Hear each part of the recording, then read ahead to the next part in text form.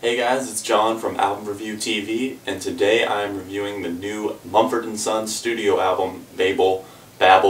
I'm not really sure which one is the right pronunciation of that because I've heard both, so I'm just going to go with Babel because that's how Mumford and Sons say it in the title track on the album, so Babel it is. Anyways, Mumford and Sons was formed back in 2007, headed by lead vocalist Marcus Mumford, 3 other members. I really like the band because they use instruments that you don't hear in many songs these days. They're an indie rock / folk rock band, so obviously they have an infusion of the banjo, mandolin, the string bass, and so many instruments that you just don't hear in many bands these days. But they've gotten really popular here in the US and overseas. They're signed to Glass Note Records here in the US, and their first album, Sigh No More, kind of exploded late 2010, early 2011, after they received 2 Grammy nominations, one for New Artist of the Year and one for their song The Cave, but unfortunately they did not win either of those categories. But sales kind of went through the roof for that point on. After the Grammy nominations, people started talking about them on blogs, YouTube reviews. A lot of major critics were raving about Mumford & Sons, and honestly, I did love a lot of songs on Sigh No More, but I wasn't a huge fan of the album as a whole. The Cave and Little Lion Man, 2 of the singles that experienced major success on the Hot 100 and the Alternative and Rock Songs charts. 2 of my favorite Mumford & Sons songs of all time, and they were great singles. Other songs like Winter Winds were among my favorites, but honestly, like I said, as a whole I wasn't really feeling it as much.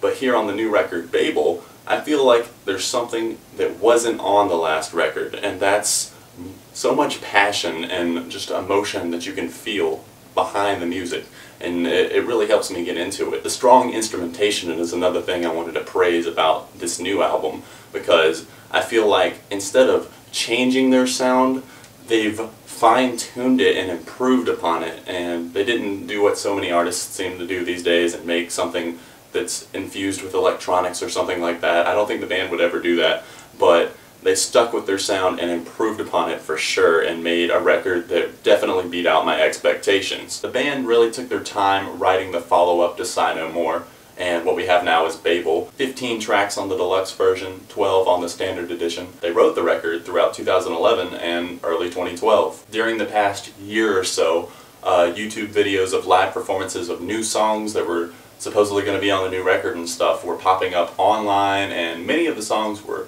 slower paced and just weren't getting me that pumped up for the new record, and I was kind of expecting a record full of slow ballads. But honestly, when they transitioned to the studio versions, I feel like they're a lot stronger and you can feel the passion a little bit more. I think they fine-tuned some of these songs before going into the studio, and they really nailed it on this, because songs like Below My Feet, the first time I heard it online, I was just kind of like, it's a live version, and the quality wasn't that great on the video anyways, but now on the album I definitely feel that song a lot more. The band is the most fun to listen to when they're making upbeat songs, or else songs where you can really feel the emotion behind them, like Broken Crown on the emotional side, and on the upbeat side, songs like the lead single, I Will Wait, which has peaked at number 23 on the Hot 100 so far, and at number 2 on the alternative songs, so they're definitely not a fluke. They're not an overnight success, a one-hit wonder or anything like that. No, they're back and experiencing success again. I have a feeling that the album sales are going to be very competitive with Green Day on opening week. The band gets very fierce instrumentally on some of these tracks, and that's when they're at their best, and those songs are among my favorites on the album.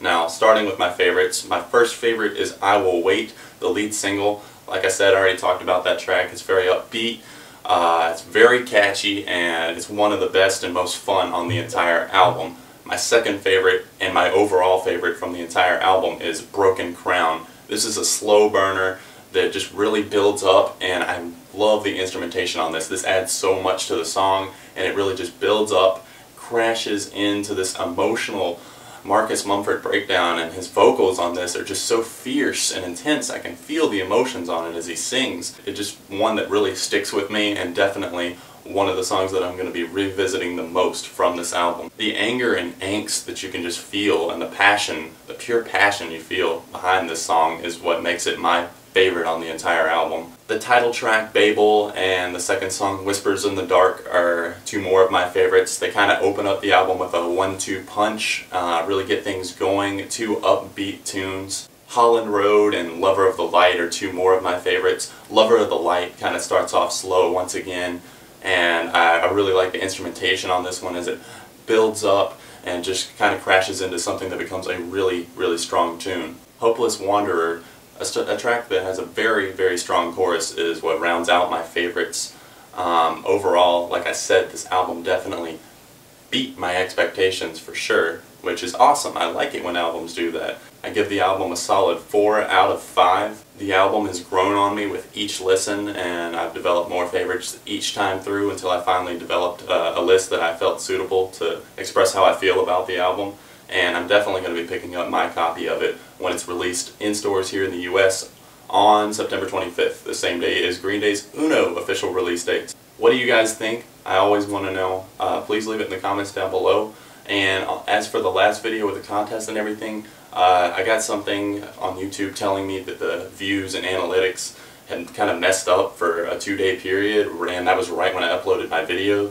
So right now, a lot of the views are missing, and I don't really know if it got to the whole 15,000 thing, which I don't think it did, but the views are going to pop up later, I think, because they said that they're working to get the problem fixed, and the views should show up later.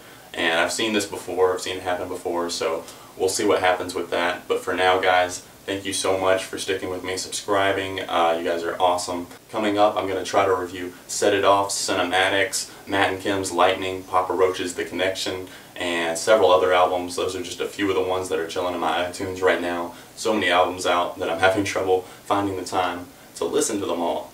But anyways, guys, thanks for watching and subscribing. I will see you guys soon, right here on your home for music news and reviews, Album Review TV.